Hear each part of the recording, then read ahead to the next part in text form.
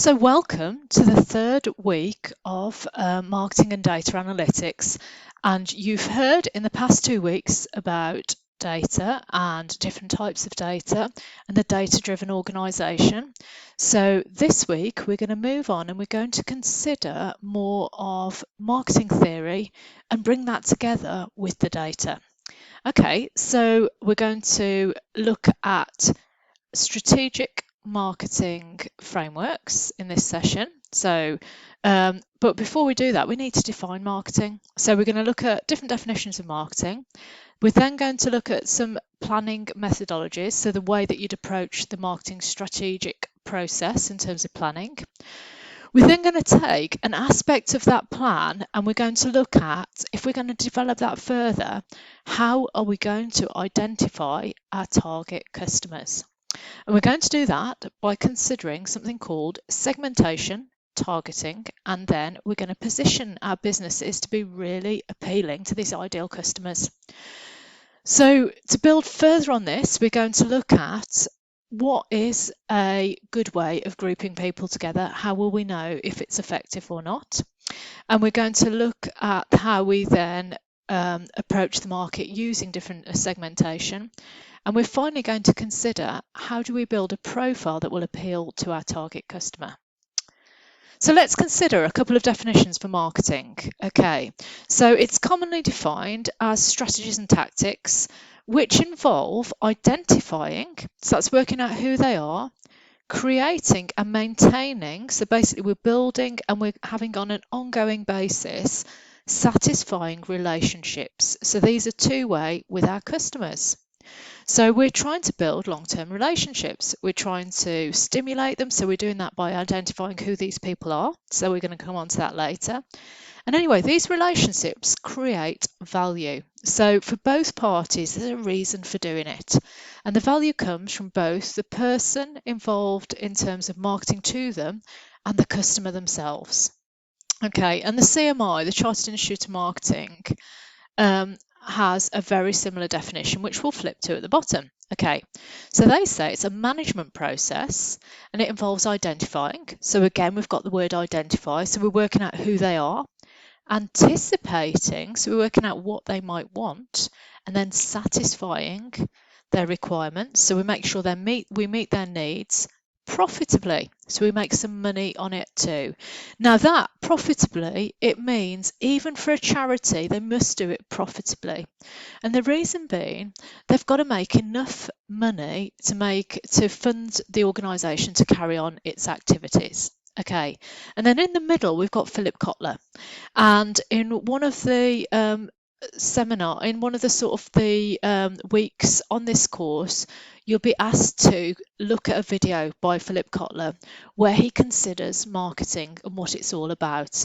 And he's really got some fascinating insights that make us consider marketing in a much broader capacity. So he considers marketing to be a social process. So it's a two-way engagement in which you've got individuals or groups of people and they get what they need and want through an exchange with others.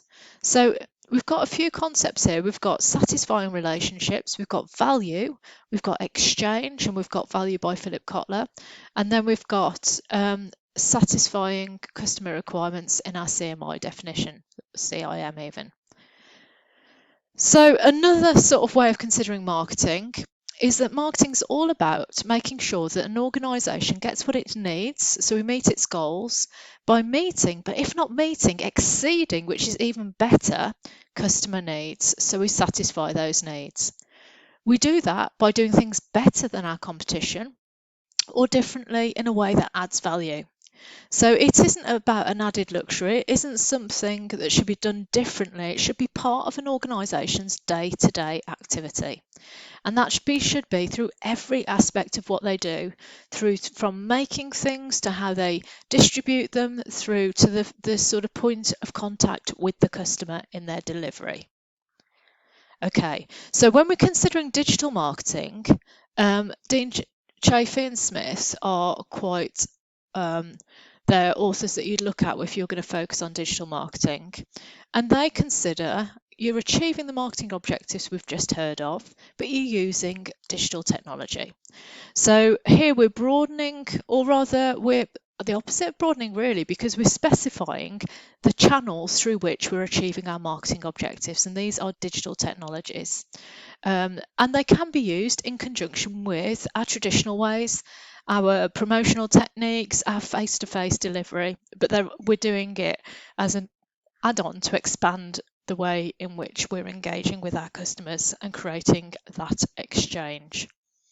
Okay, so when we look at digital marketing, we consider the use of mobile, the use of smart devices, tablets, and actually all of these have allowed for the creation of different types of products. So if we just go back to that. So we've got different devices. On our TVs, on our fridges, we have the ability to record information, which means the user experience is so much richer. The way we can find information, we have access to so much more through search engines, and we're able to find and access things that we never could before, niche products, things that we just didn't realise were possible. We've got an ageing population, and only a small proportion, it says, of those on the slides are technophobes due to their age. However, with the recent pandemic, even those that were more resistant to using technology may have found it a necessity in order to engage with their family, in order to get the healthcare that they provide, in order to get basic supplies. So even that small proportion that may not use technology may have shifted their behaviour somewhat through recent times. Okay, so we've got lots of different channels that need managing when we're looking at digital marketing. We've got our websites, we've got our apps, and we've got our social media as well. And actually, marketing used to be about creating. So we identified what customers wanted, we anticipated their responses, and we created communications, and then we pushed them out there. Okay. However, now with digital, communication is about conversation. So it's a two-way, it's about listening, it's about sentiment analysis, it's about really understanding the conversations that are taking place and being part of them. Okay, so search engine marketing is still about making sure that we can be found. Social media marketing is about conversing, it's about pushing out interesting content, but then listening and conversing, entering conversations, working out what are trends. It's a lot more fluid. It requires a different skill set, but it also requires a different pace. So it's for those that are coming into marketing now, it's commonplace, it's what you've always done. For more traditional marketeers, those that are older, it has been a considerable shift in terms of the channels that are available, but also the effort that's required and how it's more fluid and less controlled, really. You have to be more responsive, more agile. We can do more online advertising, so we can do that based on what people are looking at. We can create relevant content based on people's search history, and then we can email them potentially to get them with some call to actions of instantaneous.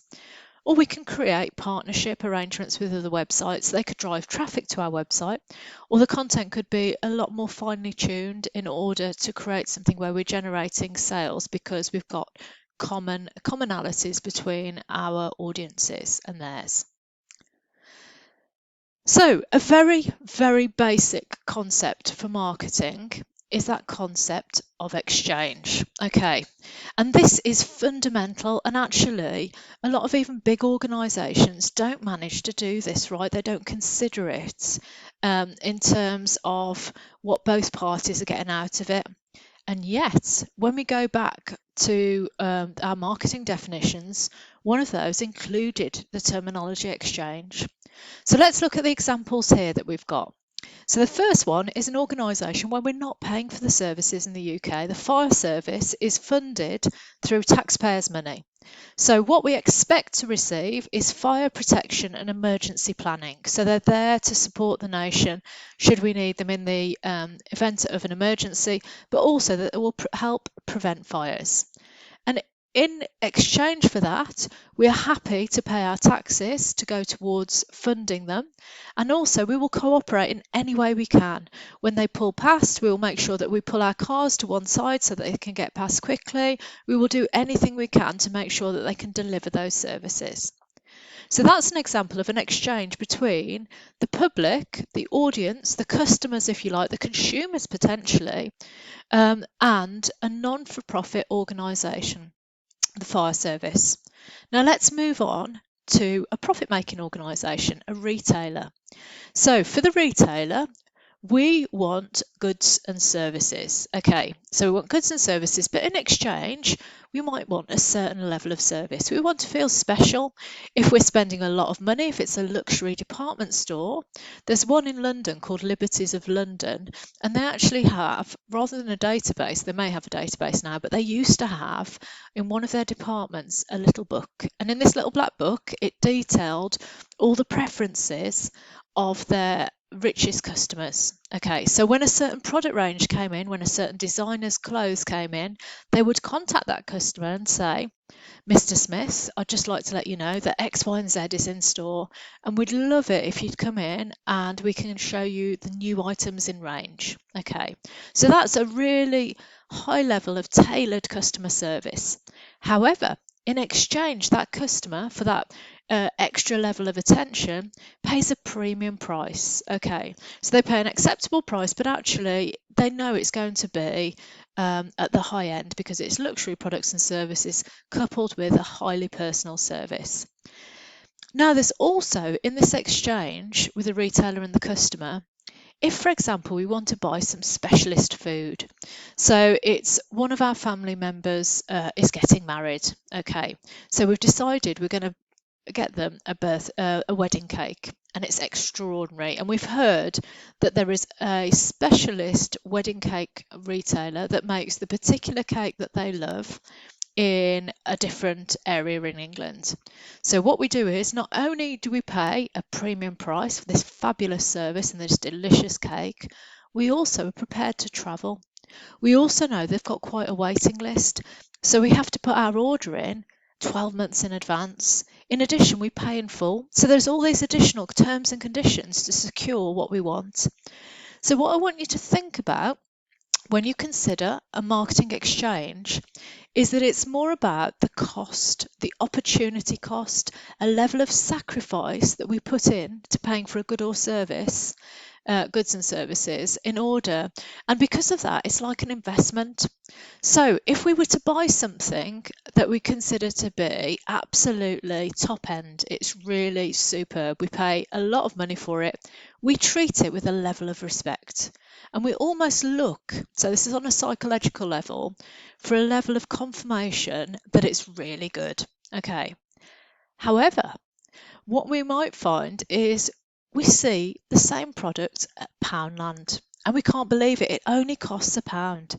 So we go in and we buy it, and the item at Poundland, we're looking to fail because we've only paid £1 for it. We don't treat it with the same level of respect. If we don't like it, we throw it away easily.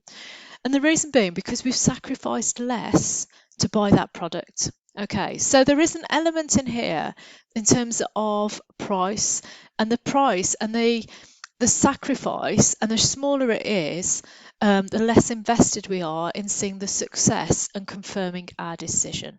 Okay, so the final example we've got here is business to business. So this is where our manufacturer supplies the retailer. So the manufacturer might supply Poundland. Okay, so we might have a global manufacturer. They may be based in China. And because of that, Poundland can get bulk items, so many items of the same product for all over their stores in the UK. So they can buy a big shipment, okay, so a lot of product, and for that they get a heavily discounted price because it's a bulk purchase. Also, because they've been buying so many products from Poundland for so long, they get a credit facility. So in other words, they don't have to pay for the products, they can get them and they pay for them 30 days later. So Poundland could have sold all those products, they've got the money in plus their profit, then they pay the manufacturer. So that's your credit facilities.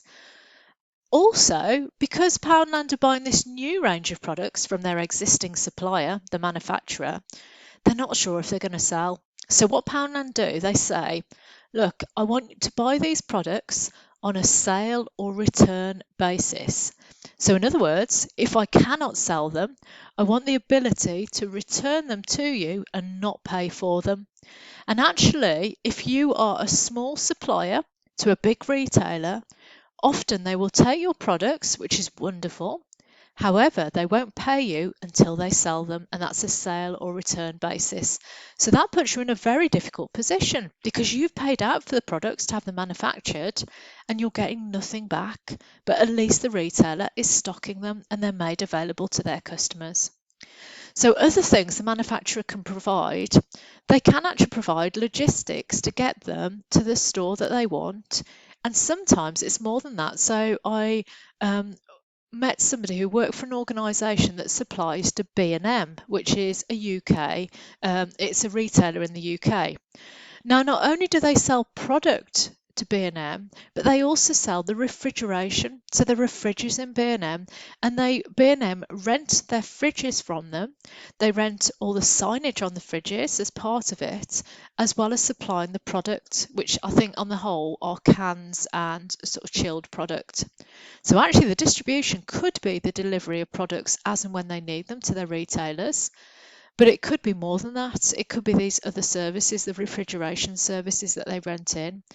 So actually, the manufacturer doesn't just necessarily provide products, they provide all sorts of additional things. They might provide what's called like pop-up displays. So they might have special promotional material that they also supply along with their product.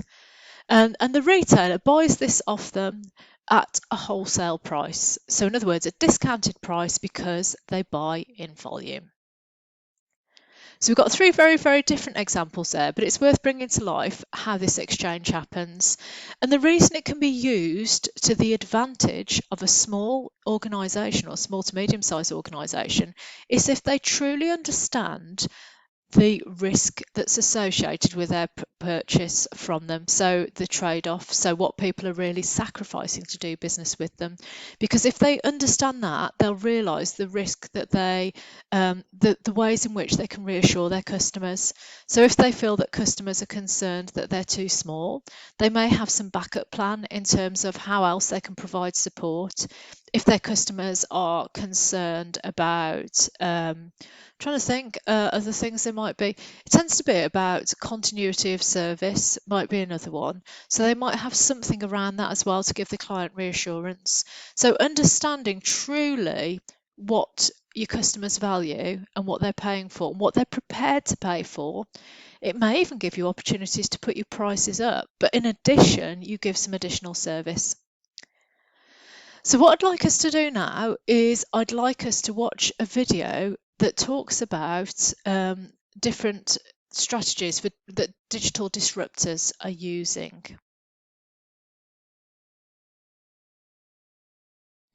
Let me just go through to that video. Okay.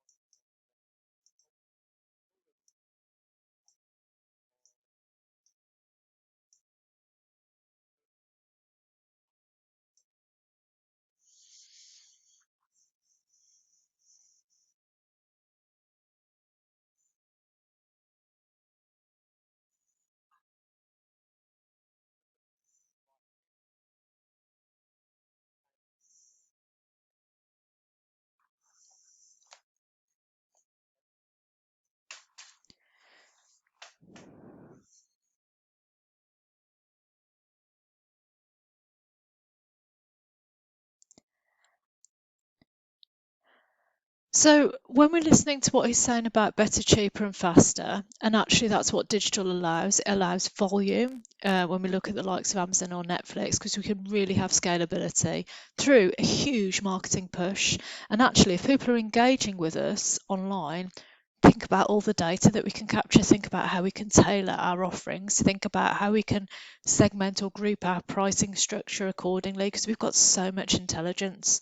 And that trade-off that used to exist in terms of being a slower process because we were looking for footfall on the high street, we now have got virtual footfall and we can be much more responsive. So again, this echoes what I was saying about the definitions of marketing and about marketing being much faster paced.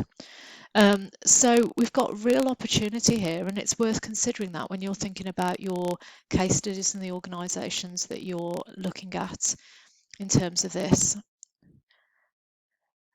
So we've had some definitions around marketing. We've considered about marketing, the marketing exchange.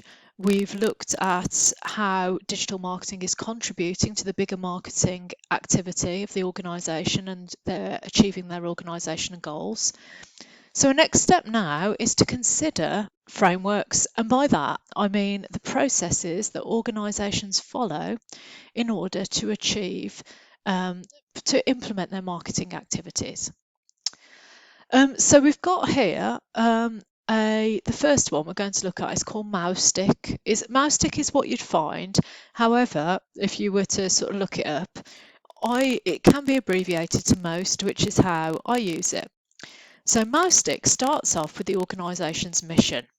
So this would work really well if you'd got a values-led organisation. So we've got one that's a charity, for example, that's at the heart of their mission. It's around serving someone in a particular way. Okay. We then audit, so we look at the marketing environment, and we're going to consider that next week.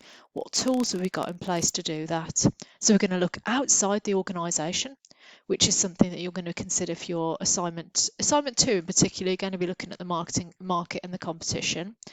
And we're also looking more closely at the environment, the microenvironment. So this can include customers, competitors, it can be inside and outside the organisation. So we can do this, and especially internally, we can look at the organisation's strengths and weaknesses, but we can look at their opportunities and threats. And that may come, the opportunities and threats are external. So these may come through doing a PESTLE analysis. So we know what our organisation stands for, we have our mission, we have audited what's going on, so we've looked externally at what's going on, and there are some frameworks we'll use to do that. We're looking more internally as to what the opportunities are for the organisation. Genuinely, what are we good at and what we're not so good at, our strengths and weaknesses. Then we can define some objectives. And we can do this because if we are setting objectives without looking at the scale of the market opportunity, they might not be in line with what's actually achievable. Okay, so that's why we do the objectives at this stage. So you'll have heard an acronym called SMART. So objectives need to be specific, measurable, achievable, realistic, and timely. Okay, so we might have an objective. I'm thinking, so I worked with a financial services organisation. So they dealt with people with wealth. Okay, and their client base, their preferred clients had between £250,000 and £500,000 to invest. Okay, and their marketing objectives were to retain, so to keep 90% of that client base in the next year. So some of their clients would naturally go because of, it sounds awful, but because of death, because they tended to be older clients, but they wanted to maintain as many of those clients as possible. And a part of what that involved was connecting with other family members. So if something happened to that client, that they would continue to work with my clients, the organisation I worked with. Okay, so there's an example. So it was specific because they got a particular target customer in mind. It was measurable because it was 90%. It was realistic because they'd got a strategy. I was working on their customer care strategy to retain them and some focus groups to find out what they needed. It was realistic because they got the resource in-house to give an excellent level of service, and it was time bound because it was within a year we were going to measure that they'd got retained at least 90%. Okay. So our strategy. Now, this is something that we're going to look at later on in today's session when we're looking at our target markets. So our strategy considers what's the best way of achieving our objectives. And we do this by identifying our ideal customers. So we need to look at who we're going to target, how we're going to group them together, and what's the offering we're going to put together. Our tactics, these are about the value proposition that we're creating. So we're going to look at this in a future session when we're more about customer value. And these also includes our customer communication. Our implementation, so it's going to happen through our marketing mix, and our controls are our measures in terms of how we're going to know if we've achieved it. Now, in contrast, APIC I find a bit more general, and that's not always helpful. So we start off by analysing. So we're not starting off with a mission, we're starting off with working out what's going on around here, what's changed, what's different. Now, this is good if we can be fluid in the organisation and we can respond to what's going on. So we're looking at the market environment, internal, external, what's happening there. So we're analysing all that. Then based on that, we create a marketing plan. We then implement it. So we do that through our marketing mix. We've identified our target customers. So that's all part of implementation, and then we measure it.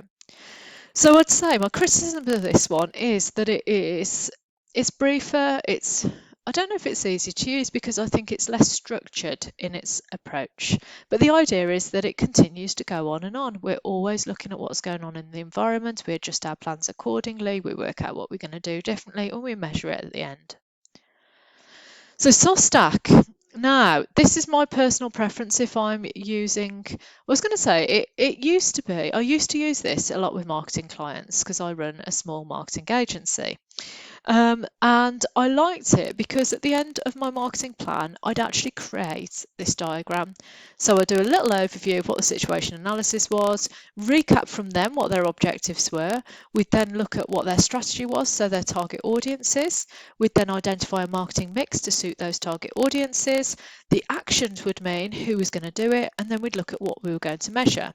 So it worked really well. But I'd say the criticism I'd have of this is it's quite a long-winded process, and actually it's quite laborious as well. So I found the first one, easier to use, which if you watch some of the other videos that I've created for today, you'll see that because I've done some case studies. So just to give an overview. Okay, so we've got mouse stick. So where we are now is the analysis. So all three of the frameworks that I've introduced have a level of analysis. So they all start by looking at what's going on. The only thing with mouse stick, it's more centered around the organization's values. Their mission is critical to what they're going to do. So it's driven by that. So that never varies. Or it could be slightly adapted, but generally it's very, very core and central, so a very values-driven organisation. I suppose what works really well for that is that you've got consistency, because actually whatever the organisation stands for, they stand for, so that's really good. What doesn't work so well for it is if you're starting off with what the organisation stands for and it's no longer appropriate to the audience, there could be an issue there. Our audit analysis, situation analysis on our top line, they're all about finding out what's going on internally and externally. Then we come up with a plan. So our plan is where we want to be with some defined goals that we can measure. Okay.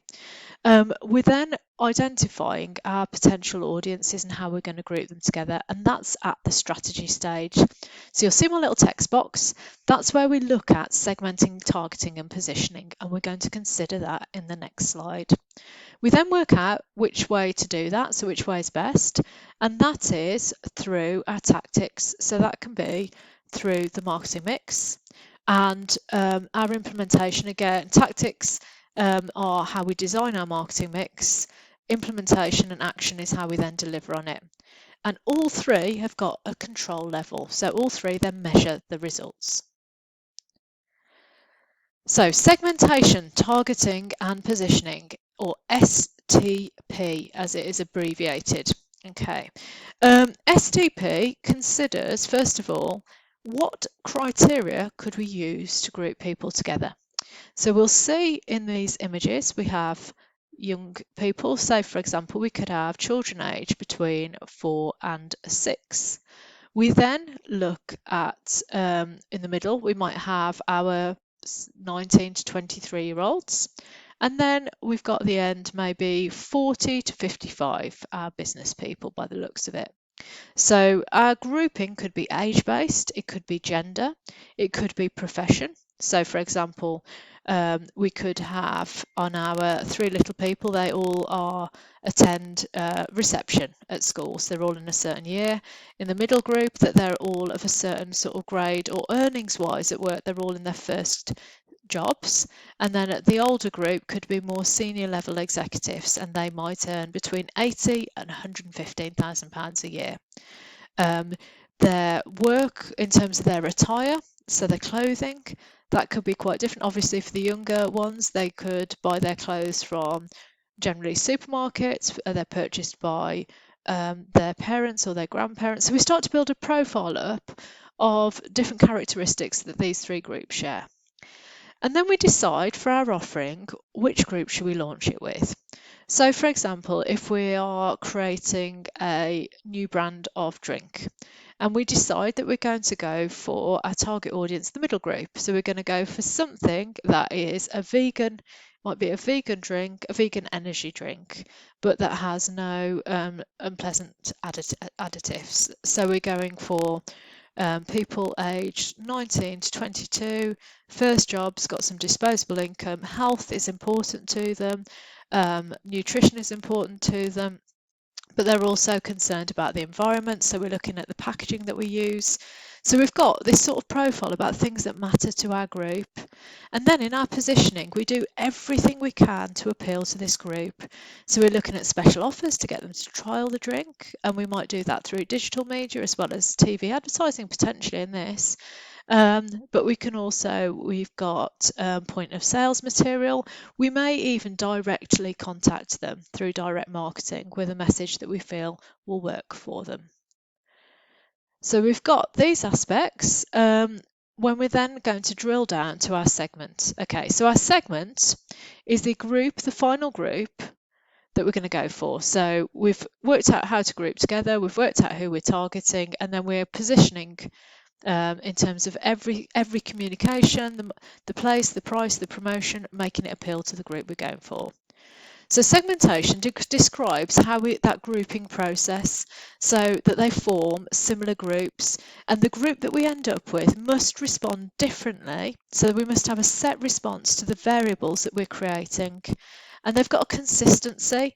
It might be they're different genders, that's okay. It might be that our group is based on behaviours or attitudes, in which case they could have very different ages or incomes.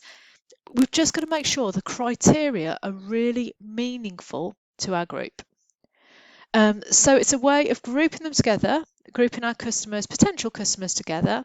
It can be based on demographics, so it could be, say, age, gender, income, whether they live in the countryside, whether they live in towns, the type of job that they have, and ideally their needs on this one.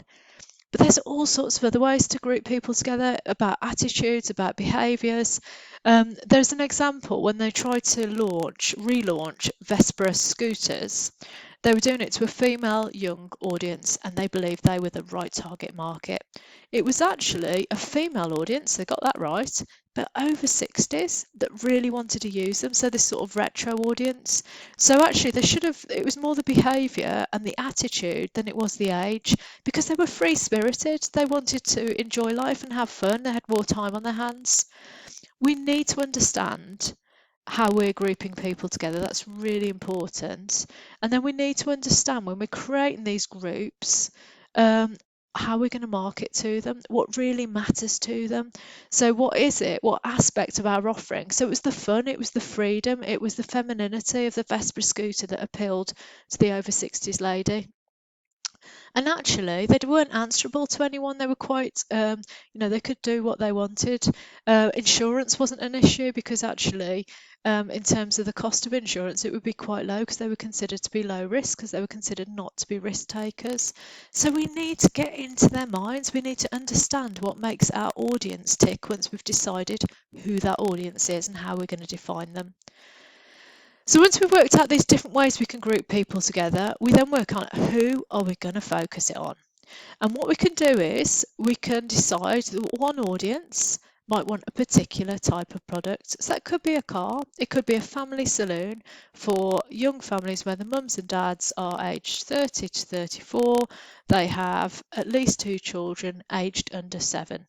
They're interested in cost efficiency, they want reliability of their car, they want something that's fairly enjoyable to drive, but actually they're not as bothered about a sort of prestigious brand. They want something that's large enough to be able to take things away with them should they go for a week away. So I'm building up a profile here of what matters to them for that type of car.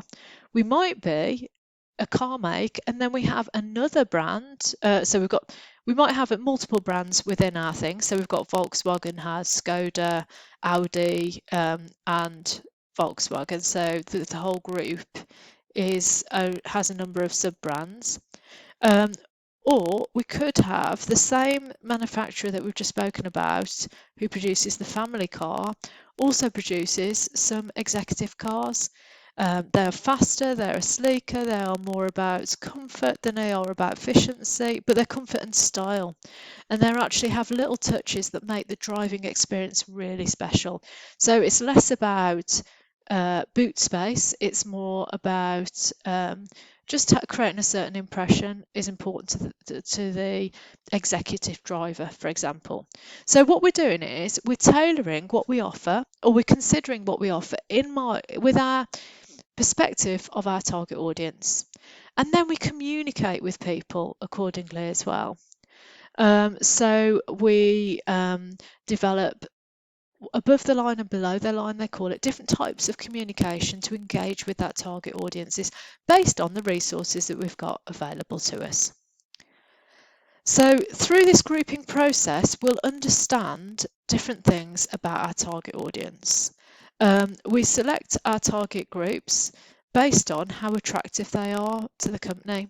So actually, if we've got a target audience that's really easy to reach and they have some disposable income and we've got a track record with them, so they like, know and trust us, they'd be fantastic to work with. However, if we've got a target audience, if for example we are Skoda. So as Skoda, we have a good track record in the family market and also the older customer who appreciates value for money and a good product. That's great, but we want to get into the executive market. This is harder for us because actually the perceptions around our brand might be more about value than they are about performance. So that is where we have to consider what we offer and how we offer it, and are we ever going to be taken seriously by this brand or by this target audience. Iceland, the food store, decided a number of years ago what they wanted to do is they've always been very successful with the working class market. And by the working class, what I mean is people with limited means who do potentially big shops. But what they did that worked really well for them is you could do a shop. So you could do a shop if you were in a city centre of frozen products, primarily frozen because that's what they focused on. Then you could, so you take your shopping round, you pay for it, and then they deliver it to your home. So basically, they work really well if you didn't have your own transport. So you got a bus home, and then your Iceland delivery arrives 30 minutes after you do. Perfect. Okay, so you can order a bulk load of products. So it worked really well before online delivery, before the supermarkets were delivering online. They had that advantage. But so they'd got a good track record of people with limited means without their own transport, all very good. They decided they wanted to compete against M&S Food. They wanted to go for middle class customers.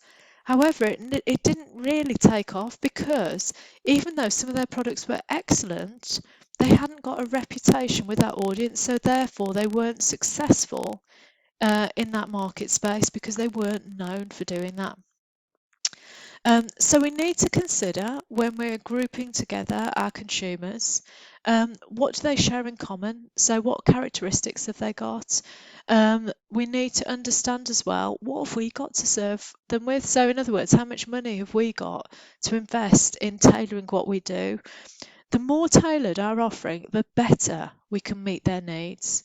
We need to consider how variable our product is. Do we have different ranges that will go for different audiences, different price points? How are we going to divide our product up to meet the different customer needs? Also, where are we at with our product life cycle? So are we appealing to innovators, early adopters, the early majority, late adopters? So this is about people's attitude to innovation. So actually, if we are after hipsters, we're probably early stage product where people want to take things on that's a bit new. If we're after the late majority, they're likely to be older customers that are a bit more conservative and other people have tried and tested it first. So that fits quite well. That product adoption, the innovation curve fits really well with understanding our target customer and their attitude to innovation. And we also need to consider, what's our competition doing? Where do we want to be positioned different to them? So our targeting will impact the way that we communicate. It will impact because we'll have to consider what the customer is going to experience. The importance of our brand as well is hugely significant. We also consider the operations we need to be in place to deliver. We also need to focus on how we're talking to our target audience. We need to stimulate a level of sales, that's called attracting leads. When we've got sales, we need to keep them, build customer loyalty. We need to get our product so it's better and better all the time, and we need to stay on track. So, when we're considering our grouping, we need to think about how can we measure our customer base, our potential target audience. So can we measure them by the number of them? Can we measure them by the amount of money they've got available to them?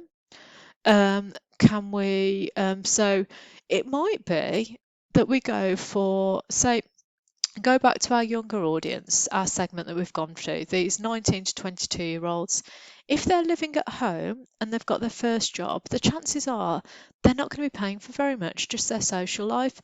So even though their income is small, their spending capacity is quite high, which is helpful for our product. We want to make sure we've got enough of them. So even it might be that we're selling a niche product, so in other words, something that's quite specific and there isn't a huge audience.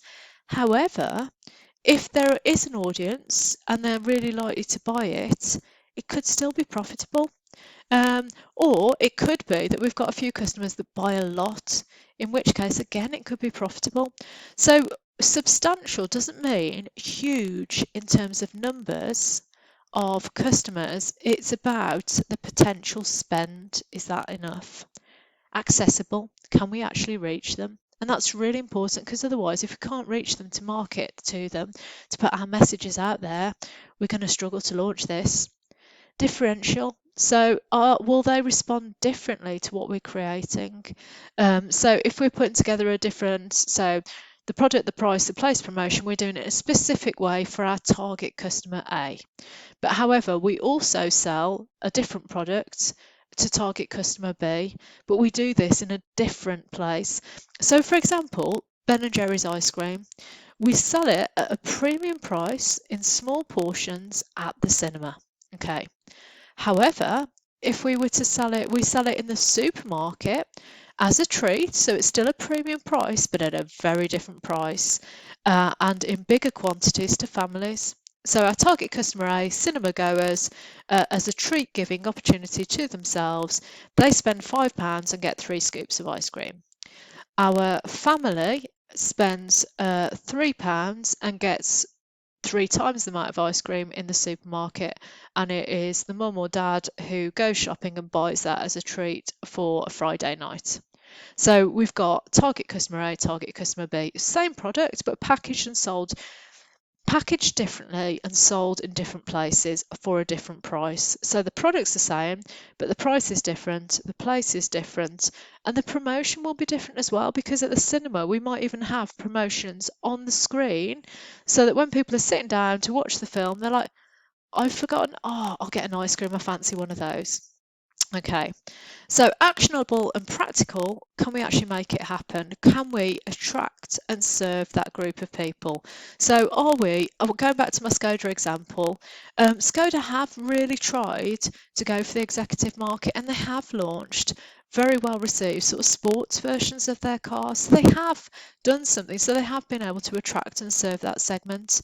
However, they will never be BMW or Audi. So they're always going to have a little bit of a slightly inferior position, but on certain of their products, they are seen, or certain of their cars, they are seen in a similar light. Okay. So positioning is about perception. It's about where are we in our customer's mind in terms of how they see us relative to our competitors. So we're trying to create a mental reference point, which comes from our corporate communication. So everything that we're putting out there, we're creating a point in a mental position. We want to own our market space. So we don't want people to well, it's like vacuum and hoover, isn't it? You're going to vacuum or hoover, but actually you might do that with a vax. So if this makes sense, so the hoovering process that you're doing, so hoover is the verb, but hoover is a brand name. When you're searching for something online, you're Googling it. Okay, so they own that brand name. I'm trying to think about other expressions. I can't think of some, but they're not necessarily appropriate, where you've got the brand incorporated into it. So it's there used to be one for a chocolate bar called Crunchy. So it was a Friday feeling. Have a Crunchy, because it was all about Friday feeling that it gives you. Have a break. Have a Kit Kat.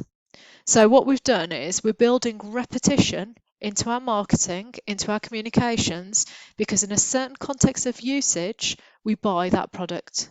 It's not just M&S, it's M&S fish and chips. So basically, they're building in the fact they've got a superior positioning. So if we want to buy something as a treat for a certain meal, we don't just want to go X. We want to go, it's M&S X, like as in X bin, whatever food type we're going for. This is massively important, because when we're creating those connections in terms of what our brand stands for, they will then choose us rather than our competitors. So when I was talking about food, let's consider how we do this for chocolate. Okay, so we've got everyday value chocolate. So I buy this at home for my children for cooking. So we have it, and I'm trying to think how much it costs. I think potentially for quite a big bar, it might be around 40 pence. So it's very inexpensive. It's okay, like you could eat it. However, if you wanted to give a bar as a gift, you wouldn't do that. That's something that you put in your cupboard and you hide away, and maybe it's not a gift giving. So in terms of the context of use, you don't give it. Dairy milk, if I wanted a little treat because I've worked hard today and I fancy something, they do treat wise, so they do smaller portion chocolate.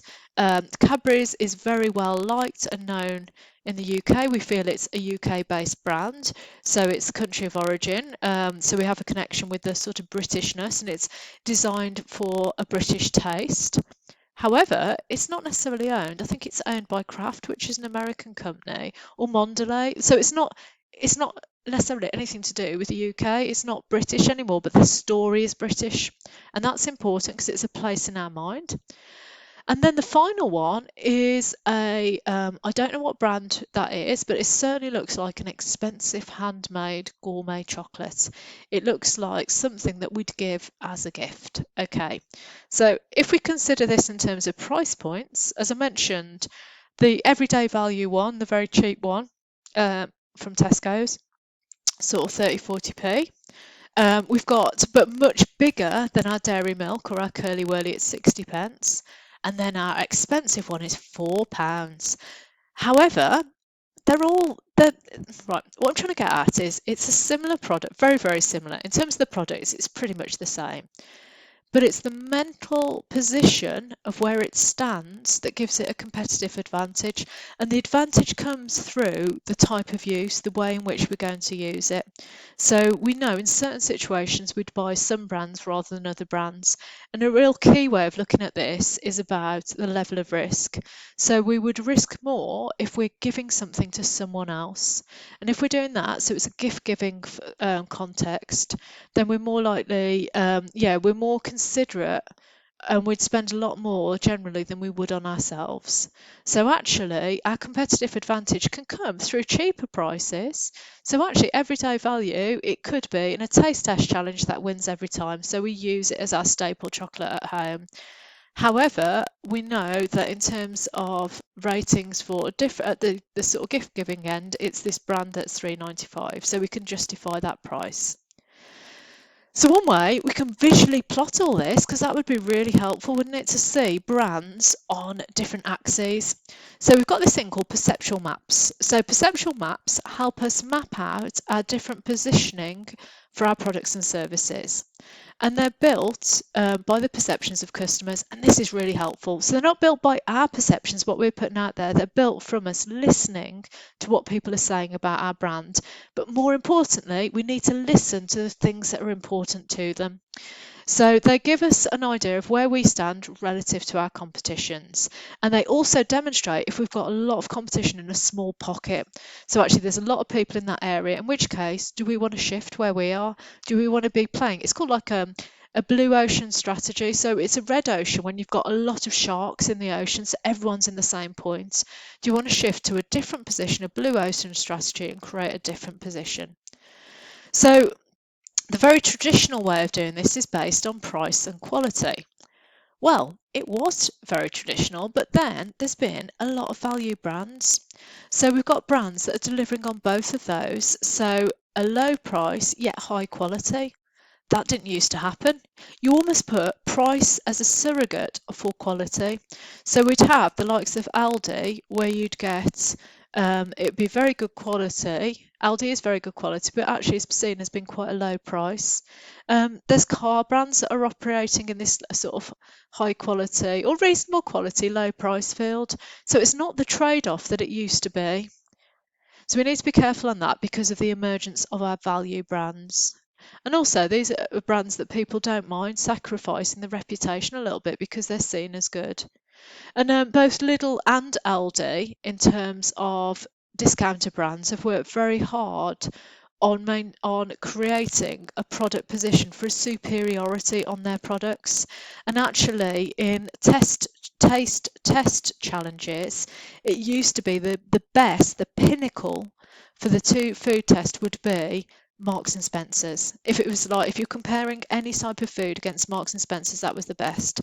It's now Aldi. So Aldi is seen as the best quality food retailer, even though it's seen classed as a discounter. So we could, if we're in groups now, design a perceptual map for the car industry. So what we'd have to do is to have to choose two different axes that were variables. So we'd look at one dimension and another dimension, then we'd plot different car manufacturers in there. So let's just see what we could create if we were doing this. The reason we do it is because, again, we're building on the perceptions of customers, we're highlighting where there are any gaps, and we're using it as a really important way of identifying to launch any brands. We might also use it as an opportunity to identify where there's too much competition, where we want to shift our position. So here, I mentioned the car position. What we've got here is we could choose sporty or practical. So in other words, almost like family versus a single or couple. And then we've got cheap versus expensive. So quite simplistic in terms of what we've chosen. We could choose, family oriented is a good way. We could choose, I'm trying to think what would be. I've seen ones before on champagne, and one of their dimensions is actually differentiation. So how different do we perceive the champagne brand? So things, very high-end brands like Bollinger are perceived as being highly different, and that's really important to them. So this has to be, the context here is very much about what matters to your customers. And then we start plotting, and we plot in terms of, and also we can even change the size of the circle according to potentially the size of market share they've got in that position. So this can be quite helpful because we can identify, for example, with Toyota, it's seen as cheap, but yet it's cheap, but it's fairly sporty. So that's in an unusual position because it hasn't got any competition around it. With Honda, that's seen as towards sporty, it's cheap and the same level as Toyota, but it's a little bit more practical. Then we've got Skoda, right to the cheapest end. We've got Ford, which is seen as more expensive, than Volkswagen, seen as more expensive still, but they're all seen as practical. So I think this can be really, really helpful. I'd just say the issue with this, or the challenge with this, is getting the data.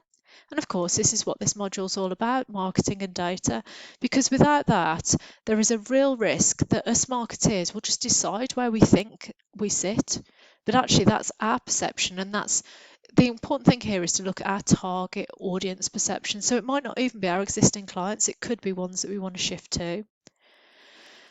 So really, to wrap up, when we're looking at positioning, these are some ideas that we might look at in terms of our customer's point of view. So we may consider, are we top of the range? So what are we considered to be the best in the business, the most, and that can be through price. So actually that's our surrogate there, so how we're treated. Could it be around the service level? So do you know what, we're seen as expensive, but we deliver a level of service that our customers really value, so that's our service. We could be, I mentioned about value brands, and they're really important. So value for money, the likes of Aldi, that's I think it's Daewoo, Cars, all seen as value for money. Swatch could be fun and funky, but also it's not seen as expensive. Therefore, we're seen as quite ethical brands in the same in the view of what we're asking for and what we're delivering is seen as a fair exchange. How reliable are we? That could be really important for certain products, cars, for example. If we're selling to an older, more risk-adverse clientele, reliability could be key. So you see how all these are quite personal to the target audience.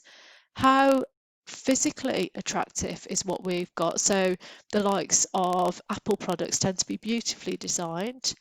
But not just that, how practical are they? How easy are they for us to use, as well as what's the quality of what they deliver on? Country of origin, I've already mentioned briefly. What this is, it's the story and the connection of a story around the brand that you're creating. So some countries have a reputation. For example, Germany actually has a really, really high reputation for anything in terms of engineering. But also, if you were to buy something like we've got a toilet seat that was very expensive and that had a German branding on it. It was very clearly made in Germany, so that was seen as a very high quality, and they charge a premium price. Italy is associated with design and style, France, food and wine, again with fashion as well. So it's building on stereotypes actually based on the story in which the product comes from. If you notice with the iPhone, if you have one, if you turn it over, it says designed in California. So it's not even the US, it's actually California because that's a high-tech environment, Silicon Valley, and then manufactured in China. So they're being very transparent, but they're using that in their story and their marketing. And then our brand name. So what's that worth for our target audience? What does that convey in terms of the impression?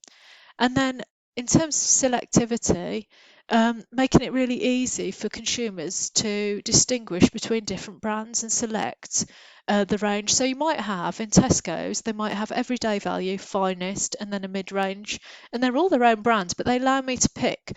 For example, if I'm buying, I'm making a dinner for some friends, so therefore I buy the dessert is a finest dessert. However, I'm also buying some bread for my family, and so I go for everyday value bread because we're just using it at home and we just toast it, so we don't need the most expensive. So just to recap, we've gone through a lot in this session, the first introduction session really to marketing, and I wanted to cover quite a bit, which we did. We defined marketing. In particular, we looked at digital marketing, the role it plays there. We looked at marketing planning frameworks. So we looked at Mousedeck, we looked at APIG, and we looked at SOSTAC. We considered marketing strategy. So with those three, the S in all three goes for strategy, and that's where we come into segmenting, targeting, and positioning. So we're looking at how we're dividing down our potential customer base. We looked at a criteria, so we made sure that they're accessible and all those sorts of things, that they are substantial enough in terms of their purchasing power. And then we looked at how we then go to target them. So how are we going to attract them? And we used perceptual maps in order to understand what really matters to them and make sure we deliver on it. Okay, so I invite you to join me for today's seminars, which will build on what we've learned today. So thank you very much for listening to that lecture. And we've got some references on the next slide for further reading if you are interested.